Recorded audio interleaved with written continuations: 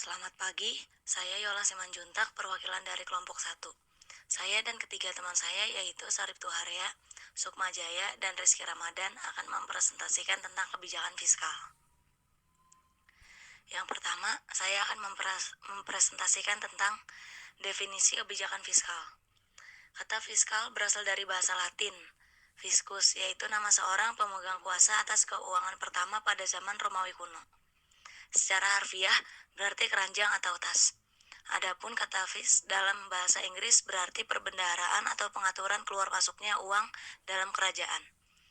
Fiskal digunakan untuk menjelaskan bentuk pendapatan negara atau kerajaan yang dikumpulkan dari masyarakat dan oleh pemerintahan negara atau kerajaan dianggap sebagai pendapatan, lalu digunakan sebagai pengeluaran dengan program-program untuk menghasilkan pencapaian terhadap pendapatan nasional, produksi dan perekonomian, serta digunakan pula sebagai perangkat keseimbangan dalam perekonomian. Dan berikut beberapa pengertian tentang kebijakan fiskal menurut para ahli. Yang pertama, menurut Alam, pengertian kebijakan fiskal adalah kebijakan yang menyesuaikan pengeluaran dan penerimaan pemerintah untuk memperbaiki kondisi ekonomi. Yang kedua, menurut Ahman, fiskal policy adalah kebijakan dalam ekonomi yang digunakan untuk pemerintahan mengendalikan atau mengarahkan perekonomian ke arah yang lebih baik. Yang ketiga, ada tim visi Adiwijaya. Menurut tim visi Adiwijaya, pengertian kebijakan fiskal adalah kebijakan yang dibuat oleh suatu pemerintah untuk mengarahkan ekonomi negara melalui pendapatan atau pajak dan pengeluaran negara. Yang keempat, ada Haryadi. Menurut Haryadi, fiskal policy adalah kebijakan ekonomi yang digunakan pemerintah untuk mengarahkan perekonomian suatu negara ke arah yang lebih baik atau sesuai dengan yang diinginkan dengan cara mengubah penerimaan dan pengeluaran pemerintah. Yang kelima, menurut Zain, instrumen utama kebijakan fiskal adalah pengeluaran pemerintah dan pajak, di mana pajak adalah pungutan yang dilakukan oleh negara, baik pemerintah pusat maupun daerah, yang diatur oleh undang-undang untuk pembiayaan umum dari pemerintah dalam rangka menjalankan fungsi pemerintah dan tidak mengandung unsur imbalan individual oleh pemerintah terhadap pembayaran pajak. Selanjutnya, instrumen kebijakan fiskal. Yang pertama yaitu ada anggaran belanja seimbang, merujuk kepada anggaran yang disesuaikan dengan keadaan atau kondisi perekonomian. Hal ini bertujuan agar dalam jangka panjang anggaran dapat menjadi berimbang. Apabila terjadi ketidakstabilan ekonomi, anggaran defisit akan digunakan, sementara anggaran surplus akan digunakan dalam masa inflasi. Yang kedua, ada stabilitas anggaran otomatis, yaitu penekanan pengeluaran pemerintah harus bermanfaat dan memiliki biaya relatif dari berbagai program kegiatan. Yang ketiga, yaitu pengelolaan anggaran. Artinya hubungan belanja pemerintah dengan penerimaan pajak secara langsung digunakan untuk memperkecil ketidakstabilan ekonomi dengan menyesuaikan anggaran. Yang keempat, pembiayaan fungsional. Pembiayaan ini merujuk kepada pengeluaran pemerintah yang diatur untuk menghindari pengaruh langsung terhadap pendapatan nasional. Tujuan utamanya adalah untuk meningkatkan kesempatan kerja. Selanjutnya akan dilanjutkan oleh teman saya. Macam-macam kebijakan fiskal. A. Pembiayaan fungsional. Tokoh dari kebijakan fiskal ini adalah A. Lehner. Dalam hal ini, pengeluaran pemerintah dengan melihat akibat-akibat terhadap pendapatan nasional, terutama guna meningkatkan kesempatan kerja, employment. Di lain pihak, pajak dipakai untuk mengatur pengeluaran swasta dan bukan untuk meningkatkan penerimaan pemerintah, sehingga pada saat ada pengangguran, pajak sama sekali tidak diperlukan. Selanjutnya, pinjaman akan dipakai sebagai alat untuk menekan inflasi lewat pengangguran dana yang tersedia dalam masyarakat. Kemudian, apabila pajak maupun pinjaman dirasa tidak tepat, maka ditempuh pencetakan uang. Jadi pengeluaran pemerintah dan perpajakan dipertimbangkan sebagai suatu hal yang terpisah. Namun demikian, ada kekhawatiran bahwa tanpa ada hubungan langsung antara keduanya akan ada bahayanya karena kemungkinan pengeluaran pemerintah semakin berlebihan. B. Pengelolaan anggaran pendekatan ini lebih banyak disukai daripada pendekatan pembelanjaan fungsional karena pengeluaran pemerintah, perpajakan dan pinjaman dimaksudkan untuk pencapaian kestabilan ekonomi yang lebih mantap. Dalam pendekatan ini, hubungan antara pengeluaran pemerintah dan perpajakan selalu dipertahankan, tetapi penyesuaian dalam anggaran selalu dibuat guna memperkecil ketidakstabilan ekonomi, sehingga pada suatu saat dapat terjadi defisit maupun surplus. Tokoh dalam pendekatan ini adalah Alvin Hassen yang menyarankan bahwa dalam masa depresi di mana banyak pengangguran, pengeluaran perintah adalah satu-satunya obat dalam perkembangan demikian lebih lanjut. Penggunaan anggaran belanja yang seimbang untuk jangka panjang diperlukan dengan catatan bahwa dalam masa depresi ditempuh anggaran defisit, sedangkan dalam masa inflasi ditempuh anggaran belanja surplus. Dalam perkembangan yang lebih jauh lagi, pendekatan ini selalu berusaha untuk mempertahankan adanya anggaran belanja yang seimbang tanpa defisit anggaran belanja, sehingga dalam masa depresi perekonomian lesu, pengeluaran pemerintah akan ditingkatkan dan penerimaan dari pajak pun akan ditingkatkan pula, tetapi jangan sampai menimbulkan deflasi.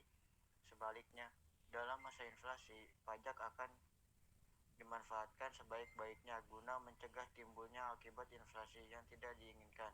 Kebaikan dari pendapat ini ialah bahwa pinjaman negara tidak akan meningkat, tetapi sayangnya sektor swasta menjadi kurang bersemangat karena kurang percaya pada diri sendiri.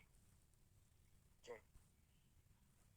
Stabilisasi anggaran otomatis pada akhir tahun 1940-an.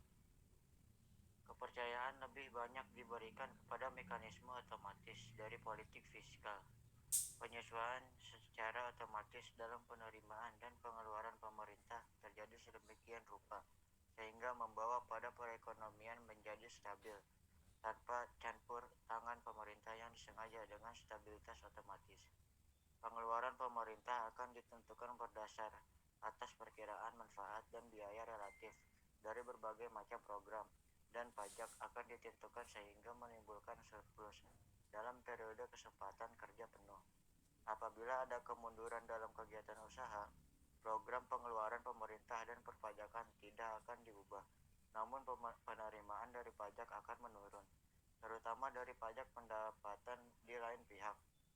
Jumlah pengeluaran pemerintah akan meningkat, terutama yang dikaitkan dengan gaji, pensiun, bantuan sosial, dan sebagainya.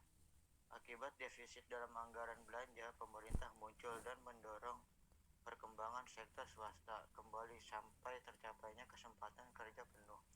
Sebaliknya, dalam masa inflasi ada kenaikan dalam penerimaan pemerintah yang berasal dari pajak pendapatan, tidak perlu banyak tunjangan pengangguran, sehingga akan adanya surplus anggaran belanja.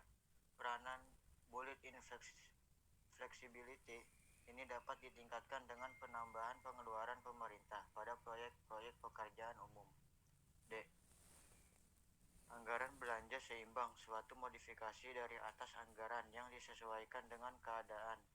Manajer Bidget adalah pembelajaran secara seimbang dalam jangka panjang, tetapi ditempuh pada masa depresi dan surplus pada masa inflasi.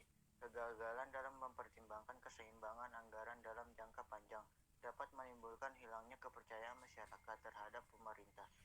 Dapat pula diikuti pendekatan serupa, tetapi mempertahankan keseimbangan anggaran. Dalam masa depresi, pengeluaran perlu ditingkatkan diikuti pula dengan peningkatan penerimaan, sehingga tidak memperbesar utang negara.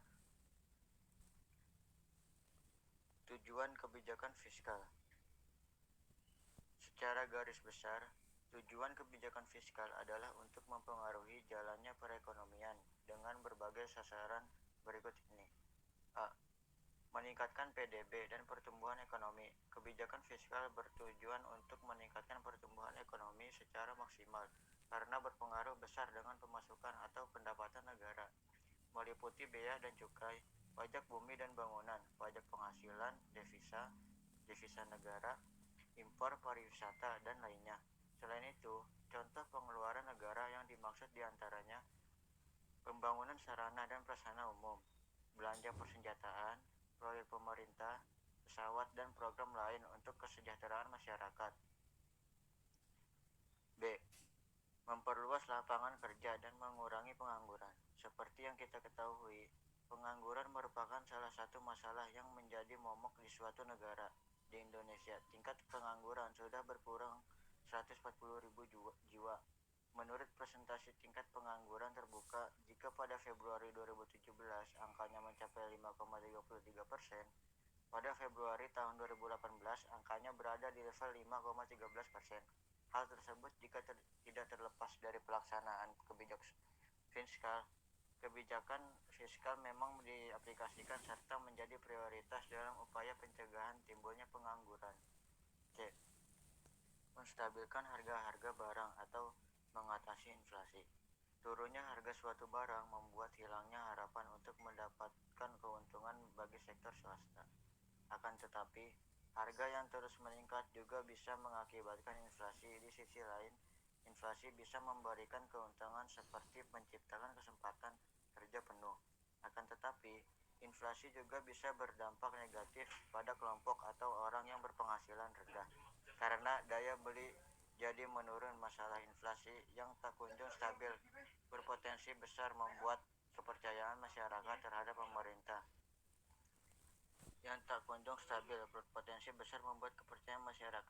pemerintah berkurang melalui kebijakan fiskal. Tingkat pendapatan nasional, kesempatan kerja tinggi rendahnya, investasi nasional, distribusi penghasilan nasional pun diharapkan akan berjalan dengan baik.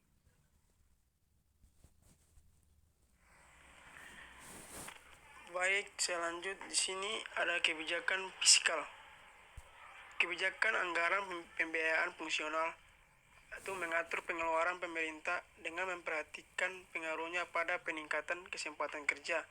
Kedua, kebijakan pengelolaan anggaran mengatur pengeluaran pemerintah, penerimaan pajak, dan pembiayaan untuk mencapai stabilitas perekonomian. Ketiga, kebijakan stabilisasi anggaran otomatis. Bagaimana mengatur jumlah pengeluaran pemerintah dengan menimbang dan menganalisis biaya dan manfaat dari berbagai pengeluaran yang dilakukan. B. Jenis-jenis kebijakan anggaran berdasarkan perbandingan jumlah penerimaan dan pengeluaran. Pertama, anggaran seimbang. Anggaran disusun dengan jumlah total pendapatan sama dengan jumlah pengeluaran total sehingga stabilitas ekonomi dapat terjaga. Yang kedua, anggaran dinamis. Memiliki ciri-ciri anggaran yang selalu meningkat dibanding dengan tahun anggaran sebelumnya. Hal ini dilakukan dengan berusaha meningkatkan pendapatan dan melakukan penghematan pada sisi pengeluaran sehingga tabungan pemerintah dapat meningkat. Ketiga, anggaran defisit. Itu memiliki ciri di mana anggaran disusun dengan jumlah pengeluaran lebih besar dibanding dengan pendapatan negara. Hal ini umumnya diatasi dengan beberapa kebijakan, di antaranya menciptakan ruang baru, melakukan pinjaman dalam negeri atau luar negeri. Mulai tahun 2000-an, APBN di Indonesia disusun dengan menggunakan format anggaran defisit yang dibiayai dengan sumber pembiayaan dalam negeri. Yang keempat, anggaran surplus.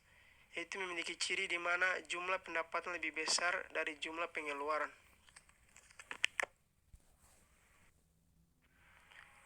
Ada juga di sini kebijakan fiskal dari jumlah penerimaan dan pengeluaran. Yang pertama, A. Anggaran dinamis. Yaitu mempunyai ciri di mana anggarannya selalu meningkat daripada anggaran pada tahun sebelumnya. Hal tersebut dilakukan dengan upaya meningkatkan pendapatan serta melakukan penghematan dalam sisi pengeluaran, sehingga tabungan dari pemerintah bisa meningkat dengan cepat. Yang kedua, B. Anggaran defisit. mempunyai ciri di mana anggaran disusun dari jumlah pengeluaran lebih besar dibandingkan oleh pendapatan negara. Hal ini biasanya diatasi dengan beberapa kebijakan yang berlaku, seperti menciptakan uang baru, melakukan pinjaman atau hutang dalam atau luar negeri. Mulai tahun 2000-an, APBN di negara Indonesia disusun dengan menggunakan format anggaran defisit yang dimana akan dibiayai dengan sumber-sumber pembiayaan dalam negeri.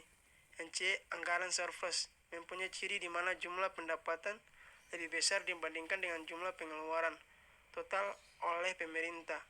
B, anggaran seimbang, dalam hal ini anggaran disusun dengan jumlah total pendapatan sama dengan jumlah pengeluaran total sehingga nantinya stabilitas ekonomi bisa terjaga. Manfaat dari diberlakukannya kebijakan fiskal. A. Dapat menumbuhkan kondisi ekonomi yang lebih baik. Manfaat utama dari kebijakan fiskal adalah membuat ekonomi negara bertumbuh ke arah yang lebih baik. Hal ini tentu dilakukan untuk kebaikan negara. B. Pengalokasian sumber daya yang lebih efektif dan tepat sasaran saat melakukan kebijakan fiskal. Pemerintah akan mengelola jumlah uang kas yang masuk untuk kebutuhan internal yang lebih penting dan berpengaruh positif pada masyarakat luas. Kebutuhan internal tersebut bisa meliputi pemberian fasilitas publik, jaminan sosial yang lebih memadai, dan lain sebagainya. Yang penting adalah pengeluaran yang dilakukan oleh pemerintah hanya pada hal-hal yang krusial dan dapat membantu meningkatkan kesejahteraan masyarakat.